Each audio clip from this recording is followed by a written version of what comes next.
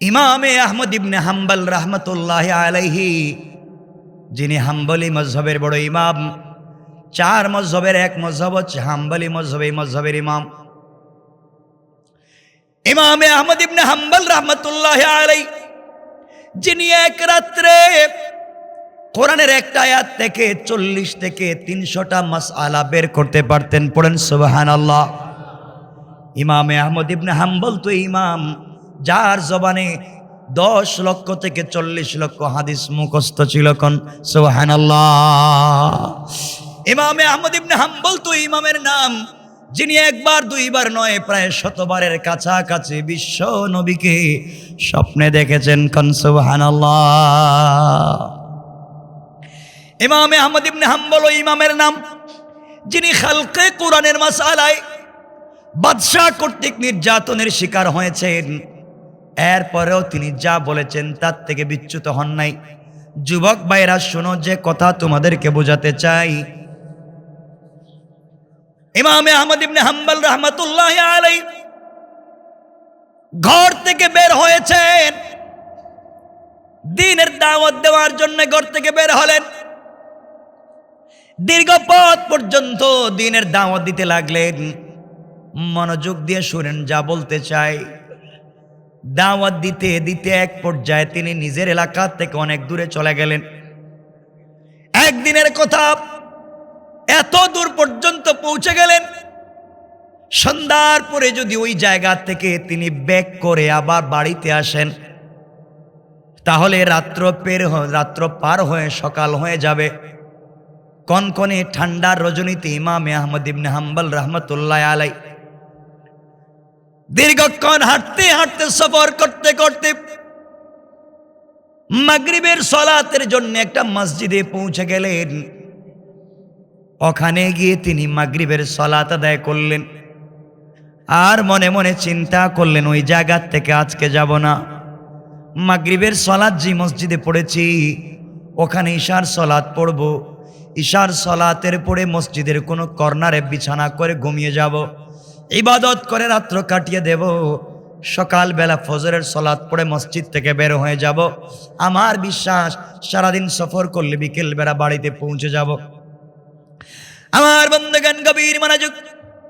ইমামে আহমদ ইবনে হাম্বল রহমতুল্লাহ আলাইহি এই কথাগুলো বলবার পরে মাগরিবের সালাত তিনি যেই মসজিদে আদায় করেছেন, ওই মসজিদে মাগরিবের সালাত আদায় করবার পরে তিনি বসে আছেন, জিকির আজকার করতেছেন। কনকনে শীতের রাত্র। কেউ ইমামে আহমদ ইবনে হাম্বলকে চিনে না, কেউ ইমামে আহমদ ইবনে হাম্বলকে চিনে না। এত বড় বুজুর্গ আলেম, মুস্তাজাবুদ দাওয়াত, চার মজহবের এক মজহবের ইমাম, এলাকায় গেছেন, কেউ তাকে চিনে না। কাছে দিয়ে চলে যায়, কেউ তাকে চিনে না, নিজের পরিচয় পর্যন্ত দেন না। এভাবে চলতে করতে আসর থেকে মাগরিব থেকে ঈশা হয়ে গেল। ঈশার সালাত মসজিদে আদায় করলেন। আদায় করে মসজিদের এক কর্নারে ইবাদতে মশগুল হয়ে গেলেন, জিকির তাসবিহ কোরআন তিলাওয়াতে মশগুল হয়ে গেলেন। তার ইচ্ছা হলো এভাবে রাত্র কাটায়া দেব, সকালবেলা এলাকা থেকে আমার এলাকায় চলে যাব। আফসোসের কথা, কেউ তাকে চেনে না। ঈশার সালাতের পরে সকল মুসল্লি যখন মসজিদ থেকে চলে গিয়েছে, এমন সময় মসজিদ কমিটি অথবা মসজিদের কোন স্টাফ এসে বলছেন, মুরব্বীকে আপনাকে চিনতে পারলাম না, আপনি ঈশার সালাতের পরে মসজিদ থেকে যাচ্ছেন না কেন? আপনি বের হয়ে যান। তিনি বললেন, আমি আজকে মুসাফির, আমার বাড়ি এলাকায় না, কারো বাড়িতে মুসাফির হতে চাচ্ছি না। আমি মসজিদে রাত্র কাটাইয়া দেই, ইবাদত করে রাত্র মসজিদে কাটাইয়া দেই, সকালবেলা ওখান থেকে বের হয়ে যাব। মুয়াজ্জিন, খাদেম অথবা মসজিদ স্টাফের কেউ তাকে চিনতে পারে না। বলছে, মুরব্বী না না, আপনি ওখানে থাকতে পারবেন না, বের হয়ে যান। আমাদের মসজিদে গভীর রাত্রে অপরিচিত কাউকে থাকতে দেওয়া যায় না। তিনি অনুনয় বিনয় করে বললেন, আমাকে রাত্রে থাকতে দাও, আমার বাড়ি কিন্তু এলাকায় না, আমি মুসাফির। আমার বন্ধুগণ, একজন খাদেম ইমামে আহমদ ইবনে হাম্বলকে চিনে না।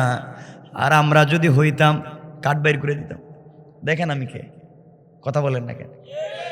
আর যদি কেউ ওয়ার্ডের কোন একটা নেতা হয়, ওয়ার্ড নেতা, গ্রামের নেতা, আমার চিনেন, আমি কে আমার চিনেন না মসজিদে বাইর করে দিতে চান? আমি জৈন্তা রাজ্যের হাউলা জাউলা দের বেটারি। উল্টা পাল্টা করলে মুসলমানিদের সব নিয়ে নিব, যা আছে বাইর করো। ঠিক কিনা বলেন না? বললাম আমাকে চিনেন আমি কে? সে এলাকায় রাস্তায় রাত্রবেলা পরিচয় দেয়, গাড়ি থামায়, কয় গাড়ি থামা, যা আছে সব দেয়। আপনারা চিনলাম না আপনাকে। আমারা চিনবেন কেমনে? আমি অমুক মন্ত্রীর দুলাবাইয়ের শালার বোনের গড়ের বাতিজার গড়ের শালা। বেচারা ভুলে গেছে কি বলছে, হে পরিচয় দিচ্ছে। আর ইমাম আহমদ ইবনে হাম্বল রহমতুল্লাহ আলাই মসজিদে ঢুকছেন, কেউ তারে চিনে না, নিজের পরিচয়টুকু দিচ্ছেন না। এখানে একটা কথা, কোরআনের না হাদিসের না, ডোন্ট মাইন্ড। তো বলবেন যে হুজুর কোরআন হাদিসের বাইরে বলছে। আমি এখন যে কথা বলছি এটা তারিখে ইবনে জারির তাবারি। এখন যে কথাটা বলছি আল্লামা জুলফিকার নকশবন্দি খুতুবাতে জুলফিকার লিখছেন, আমি বানাইয়া বলতেছি না। এখন আপনারা যদি বলেন কোরআন হাদিসের বাইরে, আমি তারিখ থেকে বলছি। তারিখ আহসানাল কাসাস, এটাও দরকার। ইতিহাস আপনাকে আমাকে জানার দরকার আছে না নাই? এজন্য বলছি। এখন আমি বললাম এখানে পুলিশ ধরছে একজন রে, ধরার পরে বলছে এই তুই কে?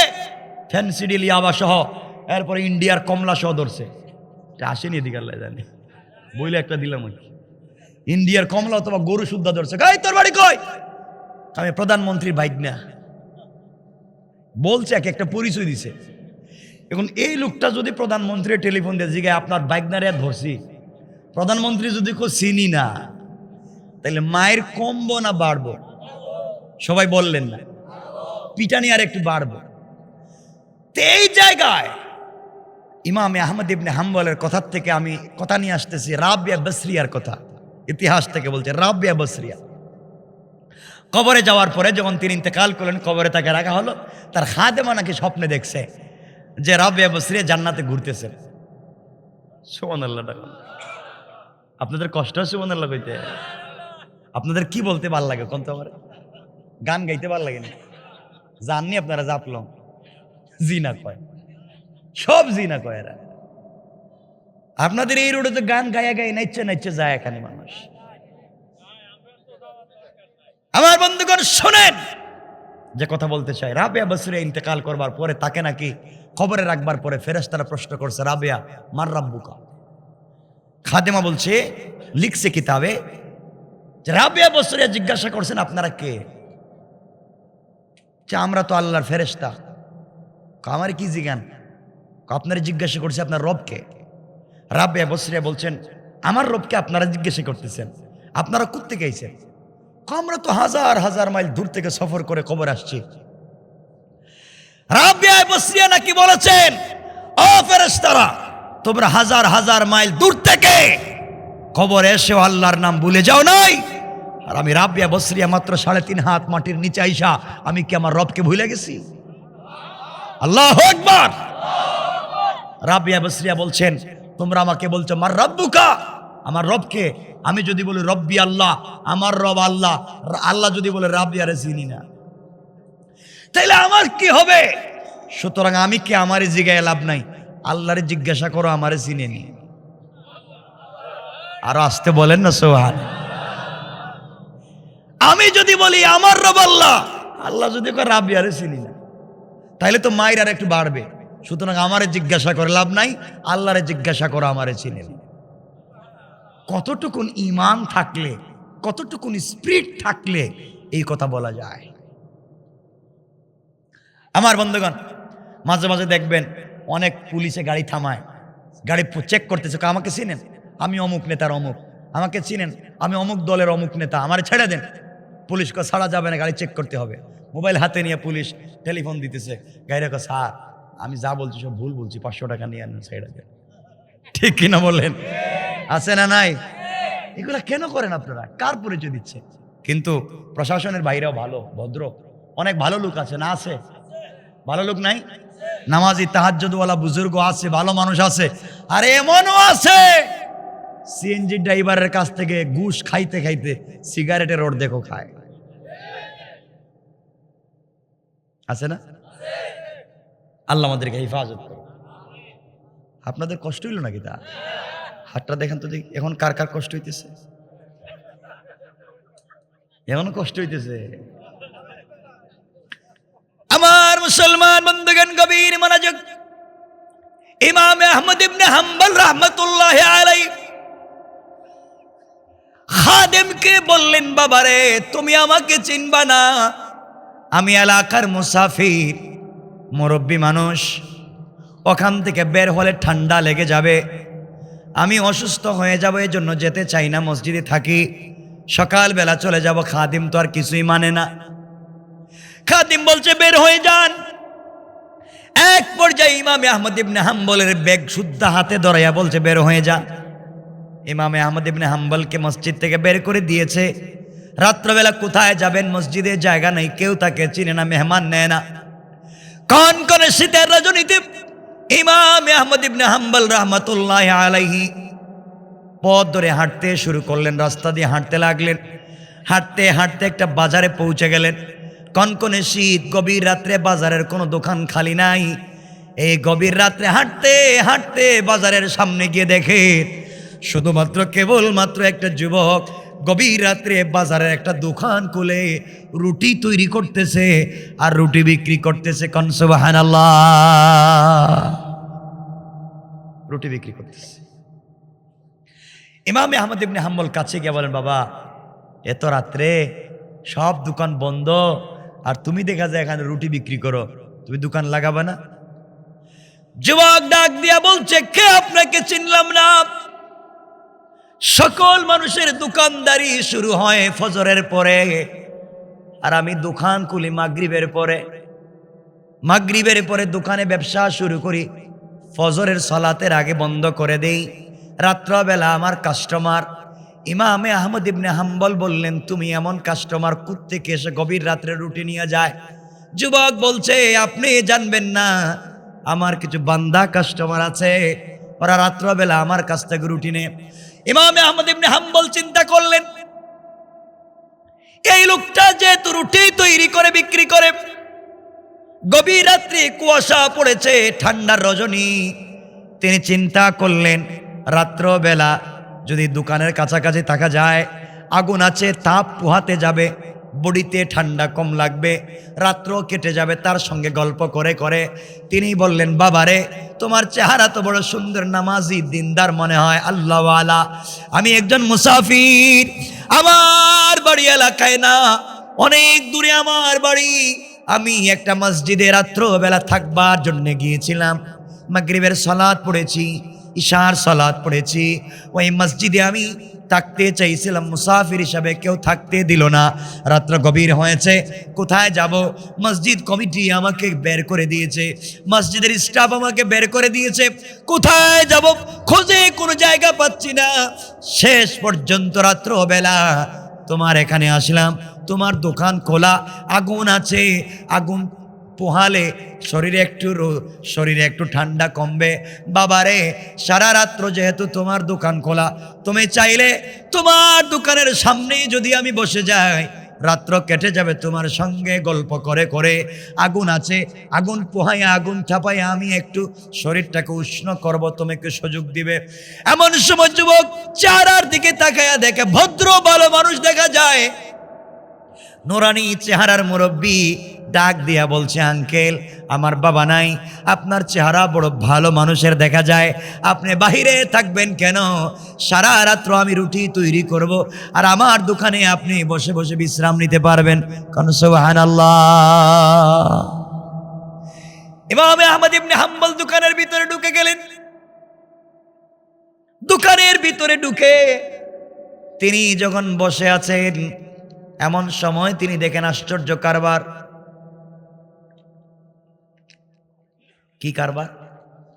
সবাই বলেন কি? আশ্চর্য কারবার।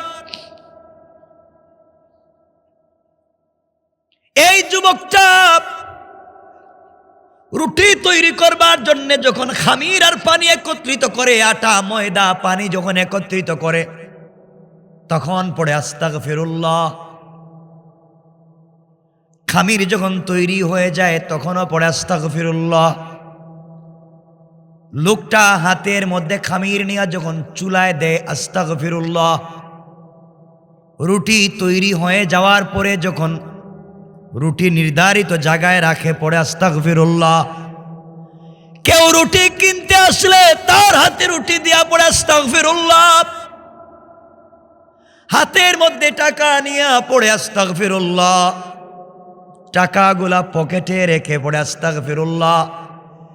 এক কথায় আশ্চর্য কথাগুলা দিল দিয়ে শুনেন কি বলতে চাই। যুবকের জবানে আস্তাগফিরুল্লাহ ছাড়া আর কোনো কথা নাই। ইমাম আহমদ ইবনে হাম্বল আশ্চর্য হয়ে গেলেন, যুবকটাকে কি দেখি আস্তাগফিরুল্লাহ পড়ে। ডাক দিয়া বললেন, বাবা রে, তুমি শুধু আস্তাগফিরুল্লাহ পড়ো, ব্যাপার কি? যুবক ডেকে বলছে, মুরব্বী, আপনি আমাকে চিনবেন না। এই আস্তাগফিরুল্লাহ পড়ে আমি 32 বছর জীবনে যা পেয়েছি, আমার মনে হয় পৃথিবীর কোনো মানুষ তা পায় না। আল্লাহু আকবার। কষ্ট হচ্ছে না তো ভাই? আমার বন্ধুগণ, আল্লাহ যদি সাথে থাকে কিছু হবে নাকি? কিছু কয় না, হবে হবে। আল্লাহ আসেননি আমাদের সাথে? তাহলে চুরি করার সময়, মিথ্যা কথা বলার সময়, বুট যে সময় ডাকাতি করে, হ্যাঁ, এটা হয়নি। আল্লাহ আছেন, আমরা অন্যায় করব না, আমরা হারাম কাজ করব না। আল্লাহ যদি সাথে থাকেন, আরে কেউ কিছুই করতে পারবে না আপনার, ঠিক কিনা বলেন? কোথায় কথা চলে আসছে, 1 মিনিটে বইলে দিই। রাসূল যেদিন মক্কা থেকে হিজরত করে মদিনায় যাবেন, মানে ইয়াসরিবে যাবেন, রাসূল তো ঘুমিয়েছিলেন। আমি ঘটনা বলবো না, আল্লাহ সাথে থাকলে কি হয় তা বুঝাতে চাই। খুব মনোযোগ দেন যুবকেরা, তোমাদেরকে বলছি। পকেটে তো শুধু সিগারেট পাওয়া যায়।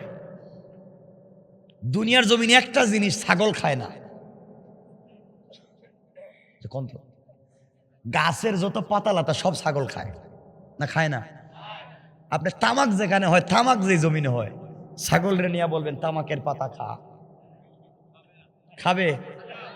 মনে খুব খারাপ কথা বলে ফেলছি। খায় না, ছাগলও খায় না। এইদিকে বলতেছি না, আপনারা আবার আমার বলবেন আমার কি বললেন আপনারা। আমি তো আবার কিছু চিন্তা করে কথা বলতে হয়, কারণ যে বিপদে এমনি আসি রে ভাই, যে বিপদে আসি, আমার জীবনে তো ঠান্ডা ঠান্ডা ওয়াজ করি না, কোন চিপায় আসি আল্লাহ জানে। শুনেন শেষ পর্যন্ত কি বলতে চাই। আমার বন্ধুগণ, রাসূল হিজরত করে মক্কা থেকে মদিনায় যাবেন, জিবরিল আমিন ঘুম থেকে উঠালেন। ঘুম থেকে উঠাইয়া বলছেন, ইয়া রাসূলুল্লাহ, সফর করেন ইয়াসরিবে, আল্লাহ নির্দেশ করেছেন। রাসূল বড় খুশি, উঠলেন, কাপড় পরলেন, রুম থেকে বের হবেন। হঠাৎ শুনেন গোরের চতুর্দিকে কাফের, কাফের নেজা, বল্লম, তরবারি, তীর নিয়ে আছে। নবীজি বের হলে আঘাত করবে। আমার নবীজি আল্লাহকে ডাক দিয়া বলছেন, আল্লাহ তাআলা, আপনি আমাকে বললেন ঘর থেকে বের হইয়া সফর করে ইয়াসরিব আর মদিনায় যেতে, ঘরের চতুর্দিকে কাফের, আমি কেমনে যাই? ঘর থেকে বের হলে কাফেরেরা আমাকে আঘাত করবে, মেরে ফেলবে।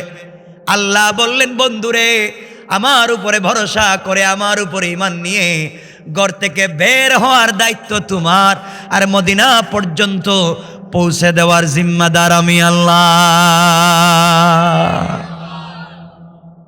নবীজি বললেন, আল্লাহ তাআলা, ঘর থেকে বের হতে পারি, কিন্তু আমিও তো মানুষ, আমার ভিতরে ভয় হয়, কাফেরের আঘাত করতে পারে, আমাকে কোনো উপকরণ দেন যা দিয়ে বাঁচা যায়।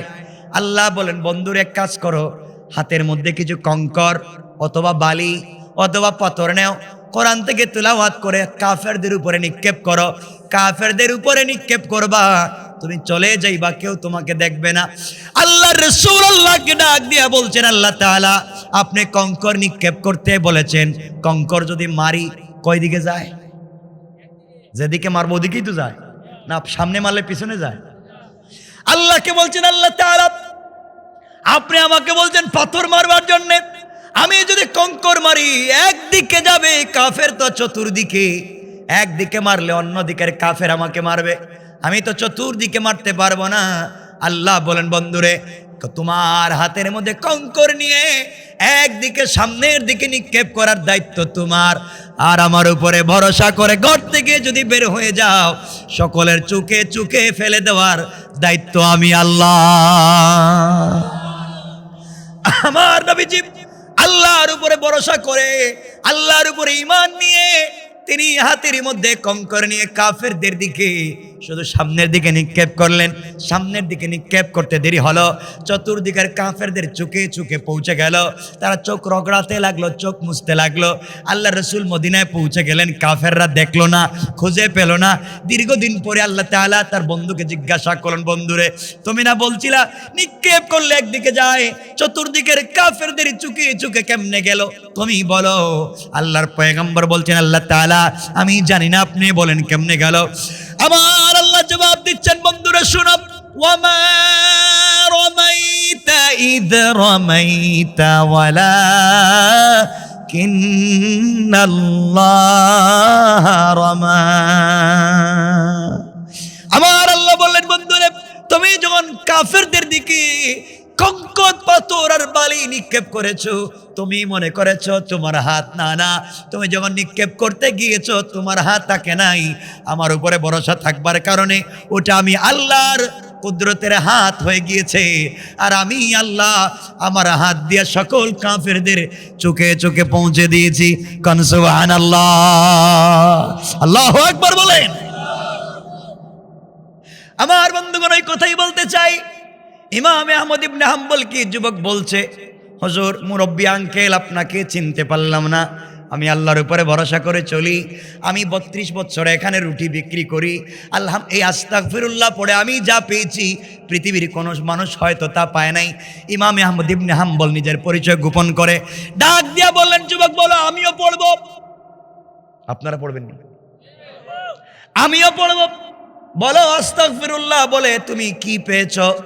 এমন সময় যুবক ডাক দিয়ে বলতেছে, মুরব্বী তাহলে শুনেন, আমি 32 বছর থেকে আস্তাগফিরুল্লাহ পড়ি, এখানে আমি ব্যবসা করি, ব্যবসা করার কারণে এই ব্যবসা দিয়া 50 থেকে 60 জন লোককে আমি খাওয়াই, এতিমখানায় দান করি, মসজিদ মাদ্রাসায় দান করি।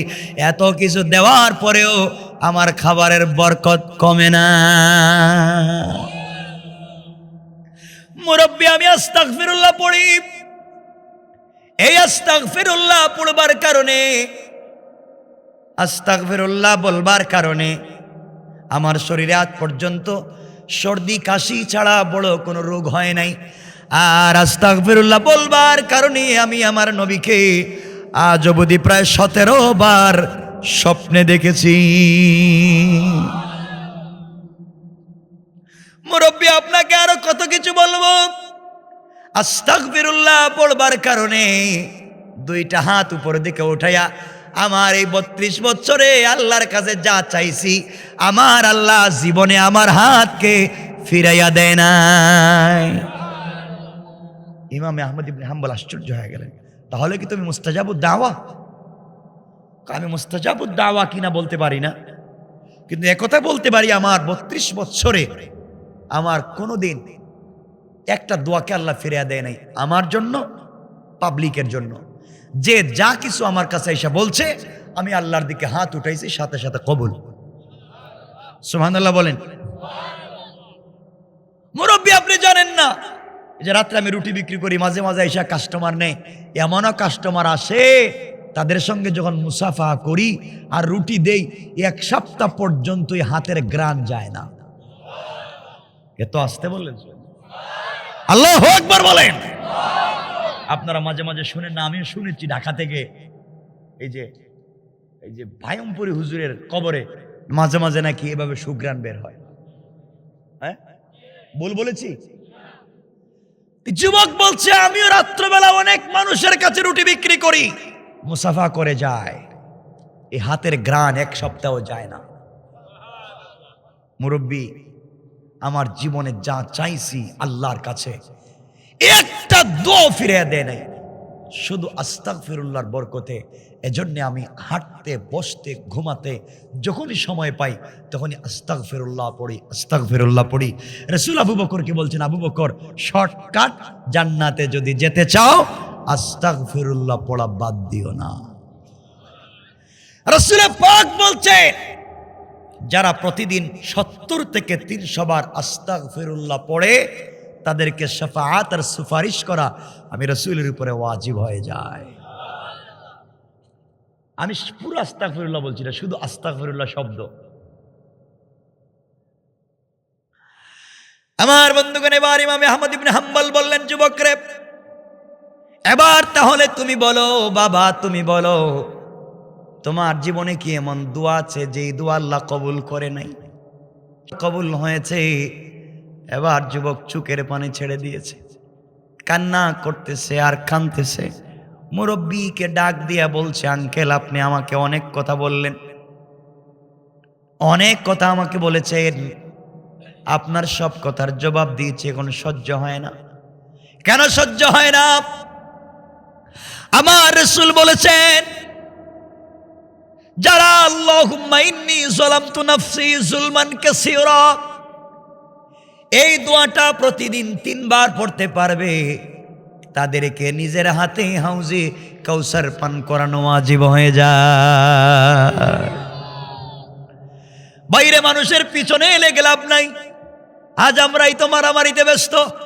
এই হুজুরে দেখতে পারে না, এই পীররা কাফের বলে, এই খতিবরে দেখতে পারে না, এই মাদ্রাসার ইমাম মুহতামিম এই মাদ্রাসার মুহতামিমকে দেখতে পারে না, এই মাদ্রাসার ছাত্র এই মাদ্রাসার ছাত্ররা দেখতে পারে না। কে লম্বা টুপি, কে গুল টুপি, কে কাটা পাঞ্জাবি, কে পাঞ্জাবি নেই, কে শার্ট, এগুলো নিয়ে মারামারি আছে না নাই? কথা বলেন আছে না নাই? সব মারামারি বাদ দেও। যারা ঘৃণা ছড়ায়, যারা বিদ্বেষ ছড়ায়, যারা হিংসা ছড়ায়, তাদের বিপরীতে আমরা ছড়িয়ে দিতে চাই শান্তি আর ভালোবাসা। ঠিক কিনা বলেন? আর যুবকরা একসময় সিনেমা হলে যাইতো, গানে যাইতো, সব বাদ দিয়ে আজকে তাফসিরে আসতে। আর আমাদের গুতাগুতির কারণে এরা আবার তাফসির বাদ দিয়ে চলে যেতেছে। আল্লাহর ওয়াস্তে এগুলাতে যাব না, ফিতনা ফাসাদে লিপ্ত হব না, অন্যায় করব না। একজন লোক নামাজে আসছে, আমরা বলে দেখো, জীবনে তারা মসজিদের আশেপাশেও দেখে নাই, নতুন নামাজি হইছে। ও তো আসছে রে ভাই, ওরা আসতে দাও না কেন মসজিদে, আস্তে আস্তে তো ভালো মানুষ হয়ে যাবে। আপনি এগুলা বললে তো আরো খারাপ হয়ে যাবে। ঠিক কিনা বলেন? আমরা শুধু খারাপকে খারাপ বানাতে পারি, ভালো বানাতে পারি না। আমার কথা যদি অতুক্তি না হয়, খবরেন আপনাদের জৈন্তা গোয়াইনঘাটে এই মুহূর্তে একটা মসজিদের গেট খোলা পাবেন না, সব তালা দেওয়া। কেন তালা দিছে? একটু কিছু কইবেন তো আমারে? কিসের ভয়ে? চুরের ভয়ে। তো চুরের ভয়ে মসজিদের গেট তালা দিছেন কেন? আপনার কাজ তো মসজিদের গেট তালা দেওয়ার জন্য আল্লাহ পাঠায় নাই। আপনার সমাজের চুর তো রাসূলের সমাজের চুরের চাইতে ভালো। এই সমাজ বাবা তার মেয়েকে চিনত না, মা তার ছেলেকে চিনত না, ভাই তার বোনকে চিনত না, যে যার সাথে মেলামেশা করত। এই খারাপ সমাজের রাসূল দ্বীনের দাওয়াত দিয়ে ভালো মানুষ বানালেন। আর আপনি চুরের ভয়ে মসজিদের গেট তালা দিয়েছেন কেন? মসজিদের গেট তালা দিলে খারাপ মানুষ ভালো হবে না, এগুলা খুলে দাও। আর চুরকে ভালো মানুষ বানাবার ওয়াজ করো, ডাকাতকে ভালো মানুষ বানাবার চেষ্টা করো। চুরা চুরি করবে না, দাঁড়াইয়া সারা রাত্র মসজিদ পাহারাদারি করবে। খারাপ মানুষকে ভালো মানুষ বানাবার কোন চিন্তা আমাদের ভিতরে নাই। খারাপকে আরো খারাপ হচ্ছে। এজন্য আল্লাহর ওয়াস্তে কাউকে কষ্ট দিব না, কাউকে গালি দিব না, কারো দিলে কষ্ট দিব না। আমরা সবাইকে নিয়ে চলতে চাই, একসাথে চলতে চাই, একসাথে জান্নাতে যেতে চাই। আমরা ফিতনা করব? বলেন ফিতনা করব? আমার মুসলমান বন্ধুগণ,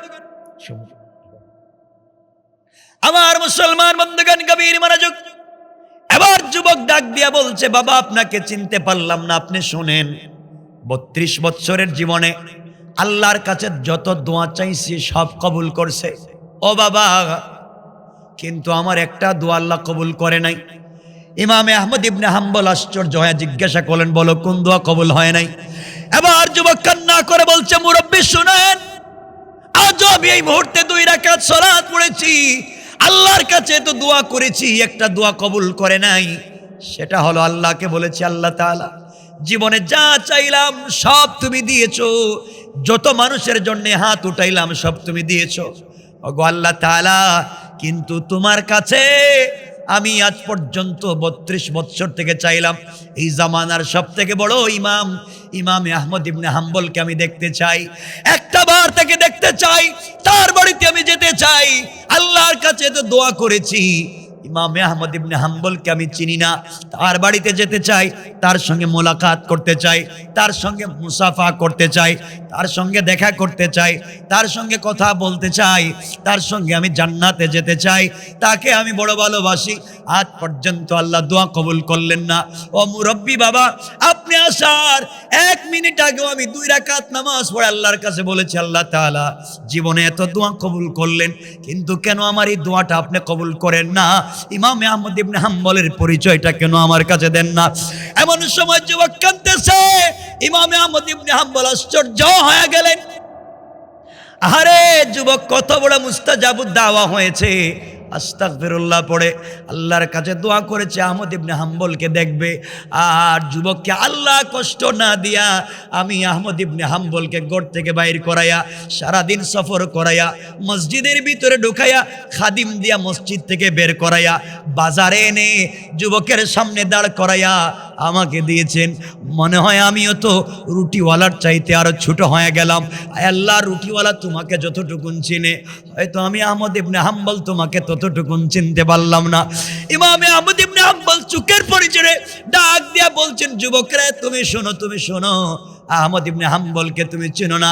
আল্লাহ রাব্বুল ইজ্জত ওয়াল জালাল তোমাকে আহমদ ইবনে হাম্বলের বাড়িতে পাঠান নাই, বরং আহমদ ইবনে হাম্বলকে বাড়ি থেকে বের করে সারাদিন ঘুরাইয়া ঘুরাইয়া মসজিদের ভিতরে নিয়া, মসজিদ থেকে বের করে তোমার সামনে দাঁড় করাইয়া বলতেছেন, আহমদ ইবনে হাম্বলকে দেখো, আর তুমি আহমদ ইবনে হাম্বল আমার জন্য দোয়া করো। যুবক বলতেছে, হুজুর তাইলে কি আপনি আহমদ ইবনে হাম্বল? তিনি বলেন, আমি ইমামে আহমদ ইবনে হাম্বল। তোমার দোয়াকে আল্লাহ কবুল করছেন, এইভাবে তোমাকে নেন নাই, বরং আমাকে তোমার দরবারে নিয়ে আসছেন। বাবা, তুমিও আমার জন্য একটু দোয়া করো। আল্লাহু আকবার। এই জন্য আল্লাহ রাব্বুল ইজ্জত ওয়াল জালাল আমার তেলাওয়াতকৃত আলোচ্য আয়াতের শেষ দিকে বলছেন, ওয়াল্লাযীনা ইয়াকুলুনা রাব্বানা সরিফ আন্না আযাব জাহান্নাম ইন্না আযাবাহা কানা গরামা। আল্লাহ রাব্বুল ইজ্জত ওয়াল জালাল বলেছেন, যারা জিন্দেগির গুনার জন্য আল্লাহর দরবারে হাত উঠে তওবা করে, আল্লাহ শুধু তাদের তওবা কবুল করে গুনাহ মাফ করেন তা না, ওই পরিমাণ সওয়াব আমলনামায় লিখেই দিয়া জাহান্নাম থেকে বাঁচায়া জান্নাত ওয়াজিব করে দেন। কোন সুবহানাল্লাহ, আল্লাহু আকবার বলেন। আমার কথা এখানে শেষ। 11টা কাটায় হয়েছে, টাইম ছিল 11টা। এরপর একটা আয়াত পড়েছি, ইন্নাহা সাআত মুস্তাকাররা ওয়া মুকামা।